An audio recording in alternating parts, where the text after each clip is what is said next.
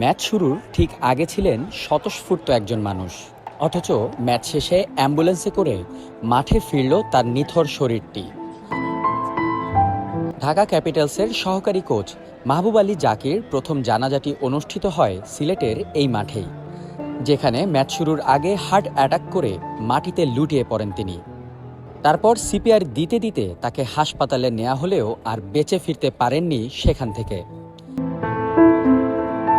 Dhaka Capitals বনাম Rajshahi ওয়ারিয়র্সের match শেষে অনুষ্ঠিত হওয়া জানাজাতে অংশ নেন বিসিবির সভাপতি আমিনুল ইসলাম বুলবুল থেকে শুরু করে বিসিবির সকল কর্মকর্তারা। ছিলেন নানান দলের ক্রিকেটার, কোচিং স্টাফ সহ সাংবাদিকরাও। শোকের ছায়ায় যেন আবৃত ছিলেন সবাই।